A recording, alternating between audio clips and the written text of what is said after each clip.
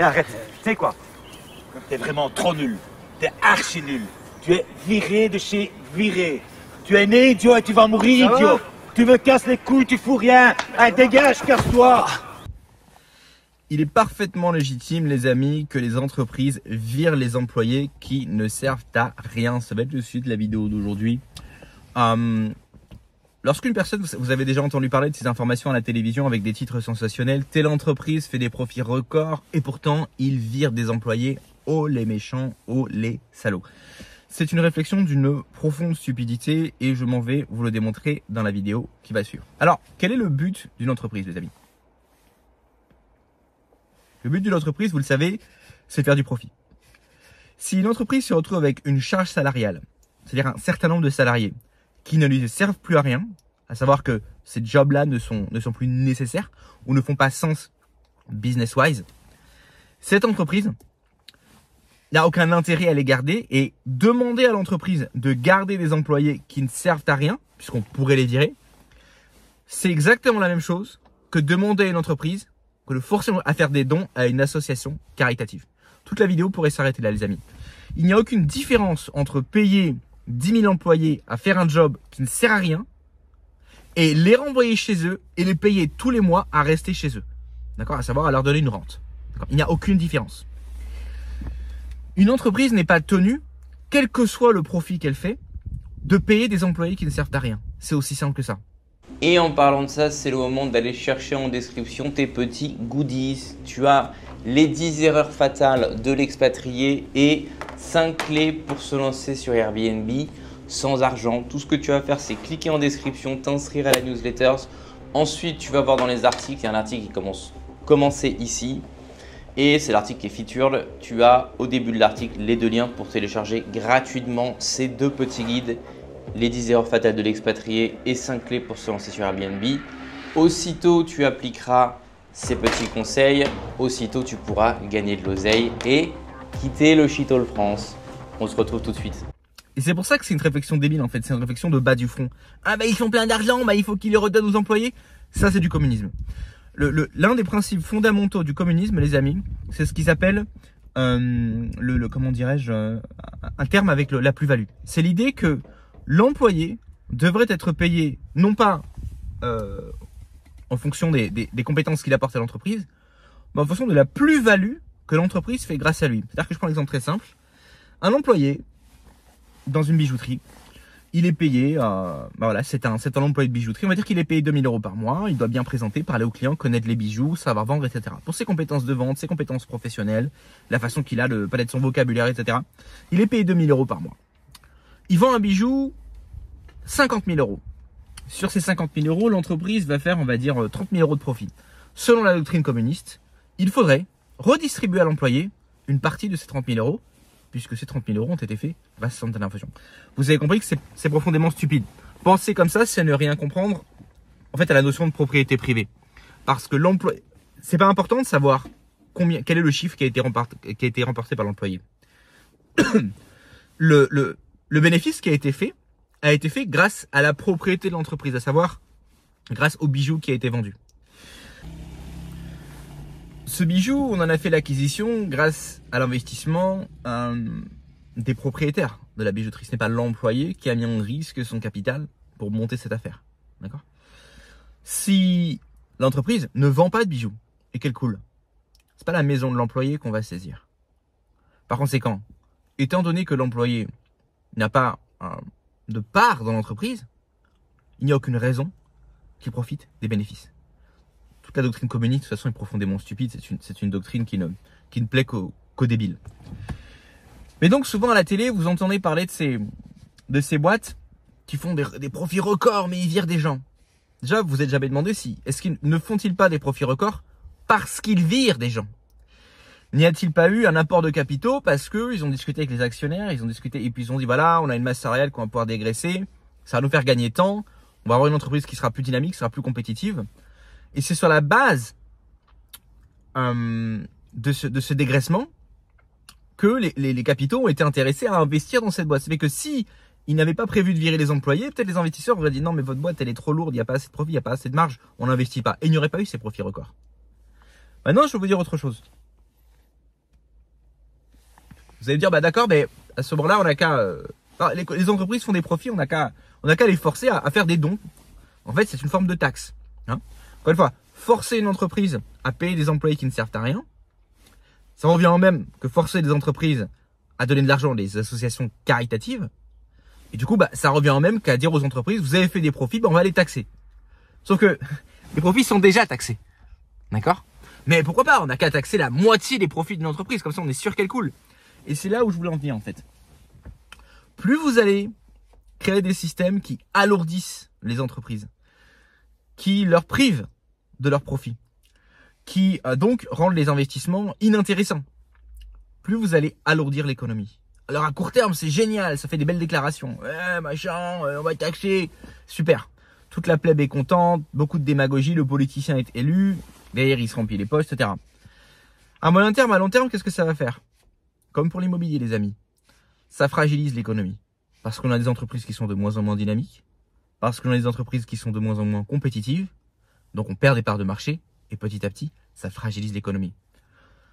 Plus l'économie est fragilisée, moins il y a d'argent, moins il y a de jobs, et du coup, moins il y a de profit, et moins on peut taxer. Ce qui fait qu'à terme, on se retrouve avec une économie qui est en train de se contracter, c'est ce qu'on appelle une récession, et donc moins de jobs pour tout le monde. A contrario, si vous permettez aux entreprises de faire ce qui est raisonnable et rationnel pour une entreprise, à savoir des profits, et donc, oui, se débarrasser d'une partie de la masse salariale lorsque celle-ci n'est plus nécessaire. Qu'est-ce que vous faites? Vous boostez l'économie, parce que vous avez des entreprises qui sont de plus en plus dynamiques. Qui dit une économie qui est boostée, dit plus d'apport de capitaux, plus de flexibilité, plus de rapidité, plus d'innovation. Et donc, à terme, plus de jobs.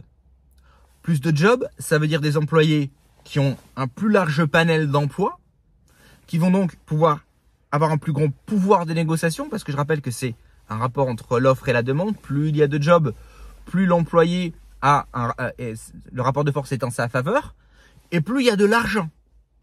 D'accord? Parce que du coup, s'il y a beaucoup de jobs et pas beaucoup d'employés, les entreprises vont être obligées de payer leurs employés davantage. On va être obligé de mieux les traiter.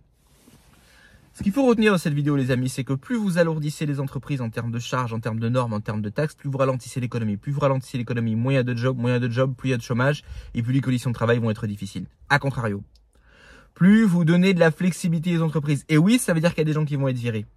Sur le court terme, sur le long terme, ce qui se passe, et même sur le moyen terme, vous attirez les capitaux, vous stimulez l'économie, et donc vous créez des jobs, et donc vous créez plus d'argent, vous créez de la valeur. Ça, c'est un truc que les communistes ne peuvent pas comprendre.